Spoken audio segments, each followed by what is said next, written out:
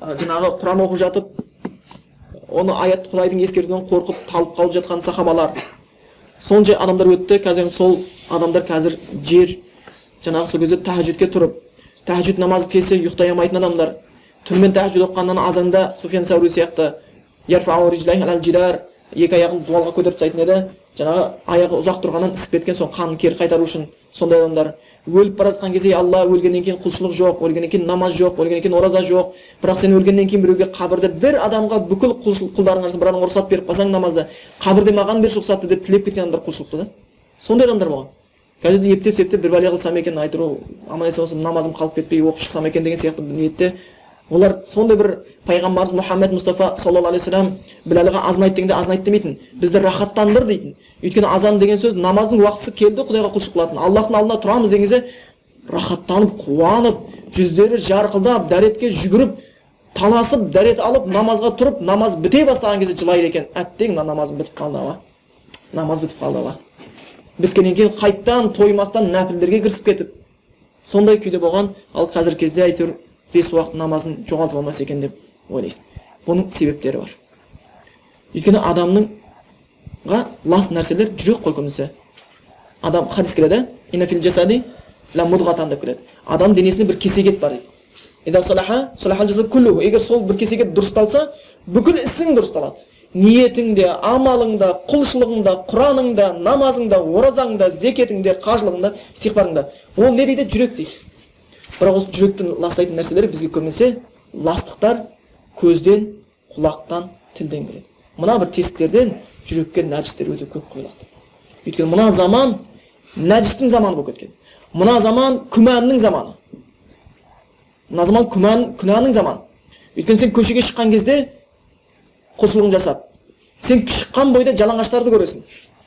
Шыққан бойда әтірін неғылып, жаңа шашын әдемелеп, санын жалтыратып, кіндігін көрсетіп, маған бір назарын салса екен деген қыздарды көресің.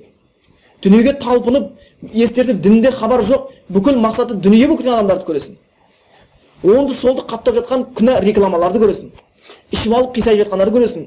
Қыз құшақтап кетіп бара жатқандарды көресің. Темекі тартып жатқандарды көресің. Наркотик сатып жатқандарды көресің. Бүкіл қаптап кеткен. Соны көріп қалғаннан кейін көзге кіреді, құлақтан келеді. Сондықтан осы иманың ластанбасын десең, көзді Құран айтқан сияқты көзді сақтау керек. Білесіздер, ілгерде бір селефте ғалымда айтты ғой. Жолда келе жатыр едім дейді, алдында әйел кісілер келе жатыр. Мұсылман әйелдер, сонда жалаңаш әйелдер емес. Оларды көріп қалдым да Құрандағы аят есіме түсіп, иманым әлсіреп қалмасын деп, ең үлкен бақытым осы иман. Аллах Тағала дүниені қалаған пендесінде, қаламаған пендесіне, бірақ иманды тек сүйген пендесіне береді. Сол Аллахтың маған берген сыйын құрмет қылайыншы, аялайыншы деген мақсатпен күнәдан тосылайын деп, жаңа әйелдер келе жатқан кезде, оларға сонда бет ауыздары жабық әйелдер, оларға бір алданып қалмау үшін, шайтан ой салып кетпеу үшін көзімді төмен салдым дейді Құран аятындағыдай. Төмен салдым дейді, жол тар болды дейді, кетсем әйелдер жақындап бара жатыр, көзін төмен салсам да көзінің қиығынан әйелдер көріне бастады дейді. Сосын тағы да төмен салдым дейді, тағы көрдім, одан да кеудеме салып алдым дейді көзімді. Кеудеме салғаннан кейін жолым көрінбей қисалаңдап қалдым дейді. Мен қисалаңдағаннан кейін жаңа әйелдер шошып, ауру адам екен деп ойлап, көзі соқырған екен деп ойлап, Құдайға дуа қылды дейді да әйелдер қасына барып. Наузу биллахи минал ума. Аллах біз соқырлықтан сақтасын. Аллаға шүкір көзіміз көреді дейді. Бірақ ол кісі соқыр емес еді. Оған иман керек болған еді. Қазір көп адамдарға иман керек емес. Бірақ өте қорқыңыздар. Пайғамбарымыз Мұхаммед Мұстафа саллаллаху алейхи вассалам бір хадисі бар. Талай ғалым бұны айтқан кезде зәрелері ұшар еді, қорқар еді, дірілдер еді. Ол хадис ақыр заман жақындаған кезде бір адамды көресің, азанда мұсылман, кешке кәпір болады дейді. Кешке мұсылман, азанда кәпір болады дейді. Дінге кіріп шығу тез ақ. Бұрын кезде найзамен қадап, таспен бастырып алса діннен шығарамайтын еді. Осының бәрі күнәнің көбейіп, адамдар дүниеге қызығуынан болады. Сондықтан кейін кезде, егер сен істеп жатқан құлшылығынан иманың қуатты болсын десең, көзіңді сақта, құлағыңды сақта, пайдасы істің, қажет жоқ. Бір әңгіме айтып жатса, қажет жоқ болса, тыңдамай қой, болмаса, басқа әңгіме көшейік те. Болмаса тұрып кетіп қал. Пәленше бүйтіп қойыпты, ана әйелі бүйтіп қойыпты. Үйіне қонақ келген кезде әйелі осырып қойыпты, ана бүйтіп қойыпты. Күйеуінің документін отқа жағып жіберіпті байқамай. Ана сөйтіп қойыпты, пәленшенің үйде 8 күшік туыпты, 3 ұрғаш екен. Ойбай, не дейсің, аяқта свет болмайын деп жатыр екен. Бұның кімге қажеті бар? Ешқандай қажеті жоқ әңгіме. Ойбай, не дейсің, футбол болыпты, анау 5-0 болыпты. Какая боль депсіз.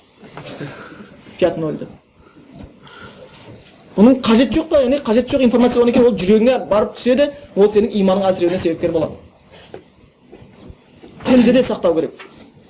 Тілмен қазір заманда өте көп сөйлетін ғайбат, өсек, өтірік, жала, тілден төгілген күнә Алла сақтасын. Талай адамдар пайғамбар саллаллаху алейхи ва саллям осы дозаққа осы тілмен кетеді. Бүгін амалдары күйіп кетіп жатады осы тілдің кесірінен. Сол үшін тілге өте сақ болу керек. Ол да не болсаң сөйлей беру, пайдасы әңгімені айта беру де иманды әлсіретеді. Енді осындай көзбенен, құлақпенен, тілмен әлсіреткеннен кейін иманым әлсіреді деп айтудың өзі де ұят. Қолдан келгенше тақуалықты арттыру керек. Құдай қорықса, Құдай жол тауып береді дейді. Сондықтан шынымен де егер біз намазымыздан, оққан Құранымыздан ләззат таппайтын болсақ, ол қасірет, шынымен де қасірет. Субханалла, кеше 6 аятты оқып бітіре алмай көзінен жас төгіліп талып құлайтын ілгергі мұсылмандар болған еді. 6000 аятты оқимыз да 6 жас көзімізден жаңағы жас шықпай жатқан болатын болса, ол қасіретті. Сол үшін пайғамбар саллаллаху алейхи ва саллям мен айнина танмау, жыламайтын көзден сақта деп сыйынған. Жүрек қатайғаннан кейін жыламайды. Сондықтан бір осындай жаңағы ықыласымызды арттыру үшін осы нәрселерді істеп отыру керек. Бұған нәрсе керек нәрсе Құранды көп оқу. Аллахтың өзіңе берген нығметтерін жиі еске алу.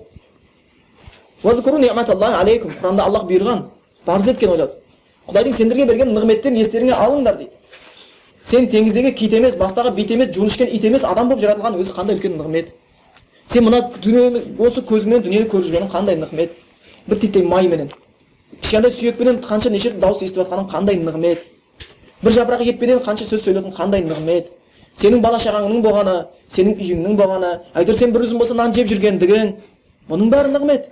Аллахтың берген нығметтерін есептесеңдер, саны жете алмайсыңдар дейді. Пайғамбарымыз Мұхаммед Мұстафа саллаллаху алейхи ва саллям айтады: "Тахаду тахаббу" дейді. Бір-бірлеріңе сыйлықты көп жасаңдар, не болады дейді? Бір-бірлеріңді жақсы көре бастайсыңдар дейді. Неге саған бір адам жай бір сыйлық істесе, сен оны жақсы көріп кетеді екенсің? Пайғамбар біліп тұр. Бір-бірлеріңе сыйлықтарын көп болсын, бір-бірлеріңді жақсы көресің дейді. Күйеуі әйеліне, әйелі күйеуіне ештеңе жоқ, бірақ анда-санда келдік, шашып барсаң да шамаң жетіп қалса, бір азын-аулақ болса да, ол арзандығы емес, көңіл бұрғандығына үйіңе кеткен кезде әйелің қалтаңа бала шағаңа бөлек әйелің үшін жекелеп бір сникерс алып бара сал. Ештеңе жоқ. Жататын кезде көзің жұмыс деп алақанға ше. Мәз болып қалсын. Жақсы көре бастайды. Сондықтан пайғамбар адамның арасында айтады. Адам не береді дейсің адамға? Адам саған көз бермейді, дұрыс па? Адам саған жүрек бермейді. Адам саған иман бермейді. Адам саған ештеңе істей алмайды Аллахтың қалауынсыз. Бірақ сол адамдар бір-біріне кішігірім сыйлық берсе, бір-бірін жақсы көріп кетеді дейді. Бірақ саған сенің ештеңені сұрамастан күнде нығметке бөліп сыйлық беретін Аллахты ойласақ, неге жақсы көрмеске? Неге Аллахқа деген махаббатымыз күшеймеске? Неге ықыласымыз артпасқа? Сол үшін және бір нәрсе, бұл ықыластың күшею үшін Аллахтың бізге берген нығметтерін жиі еске алу. Жүріп баратсың ба, саусағың қимылдай ма, түшкіресің ба? Субханалла, бір арабтың жігіті Құран курсында оқып жатыр еді. Сонда толық келген жігіт екен, ортада шығып бір сөз айтайыншы деп жылап тұрып айтты. Енді ол көзбен көргеннен кейін оған бір әсерлі болса керек. Бірақ біз де кәдімгі уайымдап қалдық. Сонда әлі мектепті бітірмеген бала да сол. Сонда айтты, менің бір сендерге оқиға айтайын деді. Бір таныс досым бар еді деді. Сол деді, сол аварияға ұшырап, жаңағы несі омыртқасынан қатты зиян келіп, төсекте жатқанына бір 10 жыл ма, 10 жылдың көлеміндей болып қалды деді. Әкесі өте дәулет деді. 10 жыл әлі төсектен дәрігерлер тоқтатып тұрғызамай жатыр деді. Өзі демала алмайды деді. Пайғамбарымыз Мұхаммед Мұстафа саллаллаху алейхи ва саллям хадисі рас екен деді. Екі нығмет бар адамдардың көп сол нығметке нем құрайды. Қарамайды, құр қалады. Ол бос уақыт пен денсаулық деген еді дейді. Соны көрдім дейді. Жаңа бала жатыр дейді төсекте. 10 жыл төсекте жатты, үйіне 10 жыл болыпты, өзінің үйіне әлі босағасына келе алмады дейді. Өйткені ол бала дейді, өзі демала алмайды, ол тоқпен өкпесін демалдырып жатыр дейді. Бір күні кенеттен авария болып, бүкіл больницада свет өшіп қалса, бала өлді деген сөз дейді. Тоқпен демалып жатыр дейді. Ол бала дейді, мынау мен ойламаппын дейді. Мына қақыру, сіңгіру, түкіру деген бір үлкен нығмет деп еш уақытта ойламаппын дейді. Бұрылып алдым да сіңгіріне кетіп қалдым деп. Сөйтсем бұл үлкен нығмет екен дейді. Жаңағы бала дейді, қақыра алмайды дейді өзі. Шамасы жоқ дейді оған. өкпесінде демаламаған екен. Бірақ демалған екен, жаңағы қақырық жинала береді екен, ол көбейген екен, өкпенің жұмыс істеуіне басқа тыныс алуы өте қиын болып, бала қиналады екен. Сол кезде дәрігерлер сол қақырықты тазалау үшін тез арада тоқты өшіріп, ананың бәрін алып тез оны тамағынан тазалау керек екен, ол бала үшін ең қиналатын кез екен. Қазір сені қақыр қыламыз деген кезде бала уайымдайды екен. Қақырықтың өзі нығмет екенін білмеп дейді. Оп оңай шарт деп түкіріп кетіп қалған өзі. Сол жатыр дейді. Сонымен бала дейді, бір күн айтты дейді. Пәленбай өсіп өнген, бәрі келіп кетеді, мен үйімді бір көргім келіп жатыр деп айтты дейді. Бірақ ол үйіне бару үшін дейді, ақшасы, енді әкесінің ақшасы көп еді дейді. Арнайы машина жалданды дейді. Ана өкпесін демалдыратын аппаратты бірге көтеріп жүру керек болды дейді, батареяны. Оған қасында бірнеше доктор болу керек болды дейді, жаңағы қарап тексеріп отыратын дейді. Оған арнайы көтеретін адамдар керек болды дейді. Сөйтіп тобырлап үйіне барды, бір қарады да, мәз болып қайтадан алып қайтты дейді, соған қуанды дейді, мәз. Аяқ қолымыз балғадай, бүкіл уайым біздің басымызда сияқты қайғырып, қасіреттеп өмірден түгел жүреміз. Сондықтан шынымен де осы бір Аллахтың нығметін еске алып жүру керек екен. Бірінші, Құранды көп оқу, Аллахтың нығметтерін көп ойлау, одан кейін Аллахтың азабынан қорқу. Аллах ертегі айтқан жоқ ешкімге. Күнә істедің бе? Күнәнің ішінде азап бар. Инна фил маъсияти лa'азабан дейді. Әрбір күнәнің ішінде азап бар. Ол құтылып кетпейсің одан. Бір күнә істедің бе, ол үшін міндетті түрде соған жауап беруің керексің. Ең жақсы оны тәубе қылып, кешірім сұрап, Құдайдан жалынып, кешірім сұрап алу. Оны арқалап алып барып, оған есебін бергеннен гөрі. Сондықтан осы Құдайдың азабынан, ертең біреулер тозаққа салатындығынан қорқу, оған да қатты көңіл бөлу. Және де Аллахтың қасындағы нығметтерді жиі үміт ету. Аллах Тағаланың пайғамбары айтты, кім Құран аятын оқыса, әрбір әрпінде сауап бар деді, шіркіне оқиында онан сауап табайын. Пайғамбарымыз Мұхаммед Мұстафа саллаллаху алейхи ва саллям айтты, кім тахаджуд намазына тұрып жүретін болатын болса, ол үшін Аллахты жиі ойлайтынның қатарына кіреді деді. Пайғамбарымыз саллаллаху алейхи ва саллям айтты, кім осындай ораза ұстайтын болса, осынша күнәсі кешіріледі деді. Осының бәрі Аллахтан үміт ету. Сол үшін ихтисабан деп келеді, сауапты үміт етіп істейді. Мән сома деп келеді хадисте, Рамазанға байланысты. Рамадан кім Рамазанды ихтисабан, иман менен сауапты үміт етіп ұстаса, оның ilgirge gufrallahu ma taqaddama min zambihi wa ma ta'akhkhara ilgir keyin күнәләр кешіріледі дейді. Соны үміт ету, Аллахтың қасындағы нығметтерді, Аллахтың бізге деген мейірімін, Аллахтың жақсылығын үміт ету, сезіну, Аллахтың бізді қамқорына алып жүргендігін. Және де біреусі Аллахты жиі еске алу, Енді қазір кезде бір жақсы бір кітап бар, Мұсылман қорғаны деген, бүкіл ғалым сол кітапқа қызығады. Өйткені 10 том жазған ғалымдар бар. 30 том жазған ғалымдар бар. Олардың кітаптары сөреде тұрады. Анда-санда бір білім, араб тілін білетін біреу алып оқымаса, анда-санда біреу аударып біреуге түсіндірмесе, ол кітапты күніге алып жүре беретін шамасы жоқ. Оны қалтасына арқалап жүре алмайды. Оны күніге қарай беретін шамасы жоқ. Сәл оқиды, жалығады. Бірақ Мұсылман қорған деген нәрсе бір қалтасына сыйып кетеді, кез келген адам қарсақ оқылып жатыр. Жер бетінде аударылмаған тіл қалмады. Сол адамның шіркін-ай, біз қанша тәпсір жаздық, қанша хадис жаздық. Бірақ та мына адам кішкентай бір қалта кітаппенен алды да қанша сауаптар алып кетіп жатыр. Шіркін-ай, сол сауапқа жете алмағанымыз-ай деп армандайды. Сонда сол мұсылман қорған алып, соның ішінде бар азаңнан, ұйқыңнан тұрғаннан барып кешке жатқанша қанша зікірлер бар. Ұйықтайтын кезде не айтасың, ұйқыңнан тұрған кезде не айтасың, әйелге жыныс қарым-қатынас жасаған кезде не айтасың, туалетке кіретін кезде не айтасың, балаңа көз тимеу үшін не айтасың, ауырсаң не айтасың, қарызға батсаң не айтасың. Бұның бәрі зікір. Осыменен сауап табасың. Осыменен адам. Ол да жаңағы Аллахтың алдында ықыласты арттыруға көмектесетін нәрсе. Және де Құранда аят бар. Аллах субханаллаху тағала Раад сүресінің 28-ші аятында айтады: "Аллазина аману татмаинну қулубухум бизикриллах", сонда иман келтіргендердің жүректері дейді Құдайды ойлаумен тыныштық табады дейді. Сенің жүрегіңе тыныштық осымен келеді. Сенің жүрегіңде тыныштық болса, сенің көзқарасың анық болады. Сенің жүрегің тыныш болатын болса, сен Раббыңа көп құлшылық істеуге, ықылас танытуға мүмкіндік береді. Көп еске алыңдар дейді. Көп еске алыңдар дейді. Сол үшін пайғамбарымыз Мұхаммед Мұстафа саллаллаху алейхи ва саллям кейбір сахабаларға Құдайды ойлағанда тілің кеппесін деген, тоқтама деген айтқан кездер бар. Құдайды жиі ойла дейді.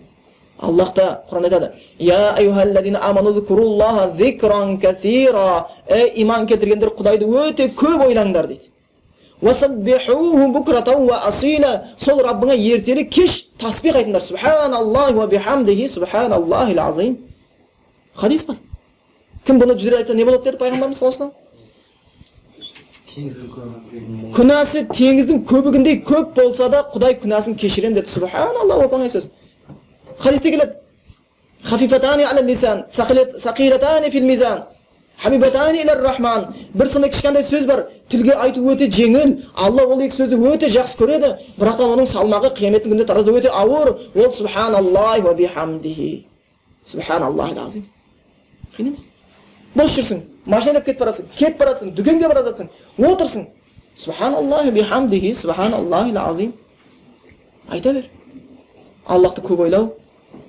Құран айтқан сияқты, алладина аману ва татмаинну бизикрилlah, иман келтіргендердің жүректері Құдайды ойлаумен тыныш табады. Ала бизикриллахи татмаиннул қулуб, және Аллах қайталап тұр деді. Біліңдер, Құдайды ойлаумен жүректер тыныштық табады дейді.